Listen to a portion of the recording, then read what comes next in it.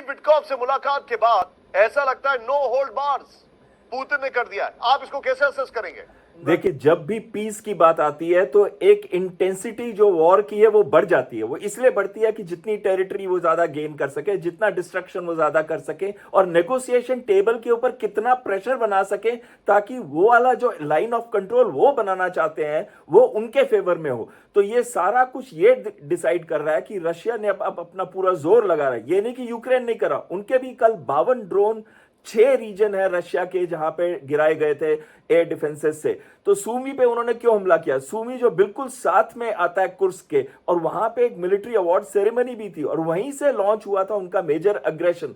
Kharkiv पे क्यों? Kharkiv north में आता, अगेन वो बिल्कुल बॉर्डर रीजन है। खार्किव हो गया, सूमी और पोक्रोवस जो उनका लॉजिस्टिक हब है, और उसके बाद नीचे खेरसों और साथ साथ में ओडिशा, यहां तक पूरा डॉनबास रीजन है। ये डॉनबास रीजन पे रशिया कंट्रोल करना चाहता है और साथ साथ में कीव पर हमले कर रहा है प्रेशर बढ़ाने के लिए जेलेंस्की के ऊपर। तो ये हमले जरूर तेज होंगे जब तक कि पीस डील की तरफ नहीं बढ़ेंगे। निशांत जी, चीन का अमेरिका से ट्रेड वॉर अब देखिए। चीन ने अमेरिका को 17 दुर्लभ खनिजों के निर्यात पर रोक लगाई। अर्थ मटेरियल नहीं मिलने से अमेरिका का डिफेंस सेक्टर, खासकर एयरलाइंस, फाइटर प्लेन्स। चीन के फैसले से अमेरिका की अगली पीढ़ी के लड़ाकू जेट की योजनाएं प्रभावित होंगी।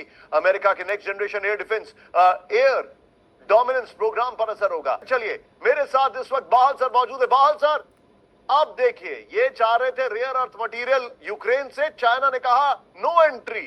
क्या होगा सर इससे? कि फाइटर जहाज और जो खासकर स्टेल्थ जहाज हैं, नेक्स्ट जनरेशन एयर डोमिनेंस जहाज हैं, या जो 6th जनरेशन जहाज हैं, उसमें बहुत रिक्वायरमेंट होती है रेयर अर्थ मटेरियल की। एक एग्जांपल दूं तो F-35 के अंदर 400 किलोग्राम के करीब इस्तेमाल किया जाता है रेयर अर्थ। ये स्टेल्थ के लिए भी यूज होता है। ये यूज होता है आपके AESA radar, that is active electronically scanned array radar के लिए बहुत ही महत्वपूर्ण है ये पर्टिकुलर रेयर अर्थ मटेरियल्स। और साथ में यूज होते हैं एवियोनिक्स। एवियोनिक्स क्या होती है? जो इलेक्ट्रॉनिक सिस्टम्स होते हैं वो नेविगेशन के लिए, चाहे वो इनर्शियल नेविगेशन सिस्टम है या जीपीएस के साथ लिंक्ड है, या वो कम्युनिकेशन के लिए एक जहाज से दूसरे जहाज में जो डेटा ट्रांसफर होता है या कम्युनिकेट किया जाता है। और तीसरी चीज है टारगेटिंग के लिए, टारगेट को कैसे आइडेंटिफाई करना और उस पर हमला करना। इन सभी जगह पे एवियोनिक्स का इस्तेमाल होता है और एवियोनिक्स के लिए रेयर अर्थ मटेरियल्स का इस्तेमाल होता है। तो एक बहुत बड़ा धक्का लगेगा अमेरिकन डिफेंस इंडस्ट्री को अगर चीन ने रोक लिया, क्योंकि चीन 90% से